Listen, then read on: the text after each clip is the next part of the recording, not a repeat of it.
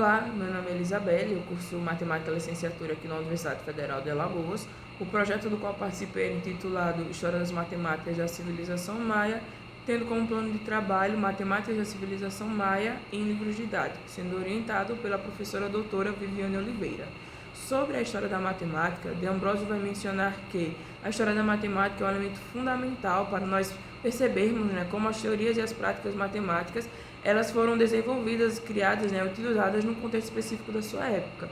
Então, para nós entendermos sobre as matemáticas maias, primeiro nós precisamos entender onde os maias viveram, quando eles viveram, como viveram. Então, sobre os maias, Faoro e Pozombo, 2012, vão ressaltar que essa civilização surgiu há mais de 3 milênios e que ela vai ter grande destaque na parte da matemática e da astronomia, por causa das suas observações sobre o universo, sobre os símbolos e até mesmo o seu sistema numérico. O objetivo geral do projeto de pesquisa é ampliar o conhecimento dos futuros professores sobre os aspectos históricos da civilização maia, iniciando os mesmos na pesquisa em História da Matemática e visando assim despertar a sua vocação científica. Já os objetivos específicos deste plano de trabalho é conhecer a pesquisa em História da Matemática, entender o processo histórico da civilização maia, pesquisar, entender e analisar as matemáticas da civilização maia no contexto da educação básica, analisar como as matemáticas da civilização maia têm sido abordadas nos livros didáticos e, por fim, compartilhar os resultados em seminários e apresentação de trabalhos em eventos. Como se deu a metodologia desse projeto? Na parte teórica, foram estudados textos como livros e artigos que falavam sobre a pesquisa em História da Matemática, o processo histórico da civilização maia e a civilização maia no contexto da educação básica. E esses estudos eles eram apresentados em formato de apresentação para membros do grupo de pesquisa História da Matemática e Educação Matemática aqui da Universidade Federal de Alagoas. Já na parte teórica e cumprindo assim também o quarto objetivo desse plano de trabalho, estava referente a analisar livros didáticos e observar e verificar a presença das matemáticas maias nos mesmos, foram feitas duas análises. Na primeira, foi realizada com 11 livros didáticos do sexto ano do ensino fundamental, anos finais, que foram aprovados no PNL desde 2024, no qual nós buscávamos verificar a presença do sistema numérico maia nos mesmos, nos livros didáticos. Já a nossa segunda análise foi realizada com 3 coleções da editora Moderna, também livros de matemática do ensino fundamental, anos finais, e que nós buscávamos verificar a presença das matemáticas maias de modo geral. E para essas duas análises nós utilizamos Bianchim 2006, no qual Bianchim vai trazer uma sistematização para categorizar a presença da história da matemática nos livros didáticos. Então, nós utilizamos essa sistematização, mas adaptando a mesma para verificar a presença tanto do sistema numérico quanto das matemáticas maias no geral. Então, partindo agora para os resultados das duas análises, nós vamos ter aqui na primeira análise, como eu disse, foi com 11 livros didáticos. Então, nessa tabela nós temos o nome dos livros, o nome do título, os seus autores, o ano de publicação e a editora. Então, a análise foi dividida em duas partes. Primeiro foi analisada a parte teórica do livro, ou seja, a parte que tem os conceitos matemáticos, a apresentação deles, e depois foi analisado os questionamentos, se tinha algum questionamento que estava referente ao sistema numérico maia. Então, o que é que nós observamos na parte teórica? Tinham textos, tinham livros, na verdade, que traziam detalhes sobre o sistema, falando sobre possíveis datas de criação, localizando, dizendo que é na América, esse sistema, falando sobre os símbolos que existem no sistema e falando das regras existentes também nele. Alguns livros também vão trazer ênfase sobre o zero, porque o sistema numérico maia ele vai ter uma representação para o zero. E também vão ter alguns livros que vão trazer apenas uma tabela falando sobre, trazendo exemplo de alguns números representados em alguns sistemas numéricos, dentre eles o sistema numérico maia.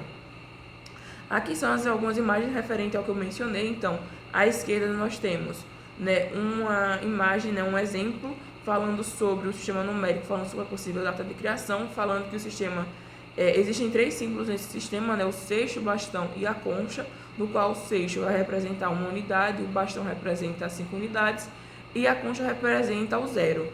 e que existe uma regra no qual, né, fala que em uma casa o 6 só pode ser repetido até 4 vezes e o bastão até 3 vezes. A imagem ao meio é um texto que vai falar sobre a importância do zero e vai mencionar que nas Américas o sistema numérico maia tinha uma representação para o zero.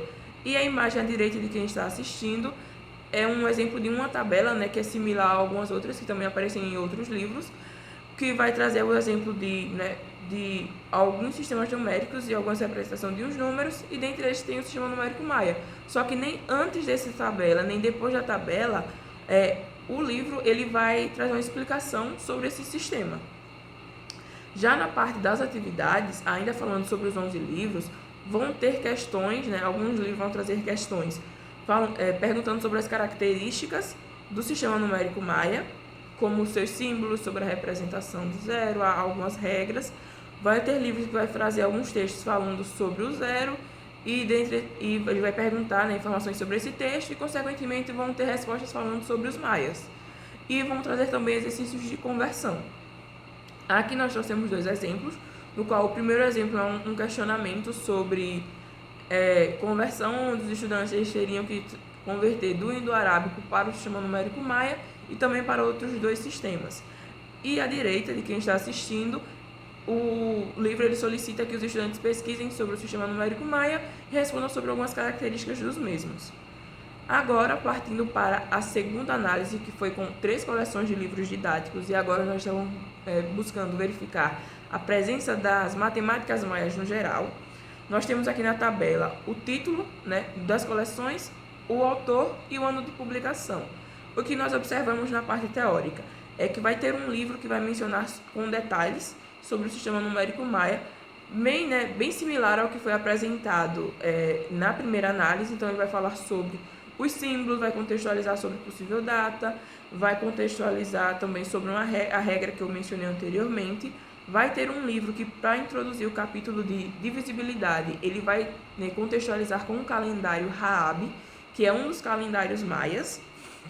E, por fim, um dos livros eles também vai falar sobre a origem da estatística, e ele vai mencionar, né, no texto que fala sobre essa origem, que os maias utilizavam estatística.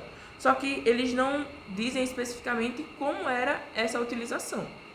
Então, aqui nós temos o exemplo dessas 3 coisas que eu mencionei.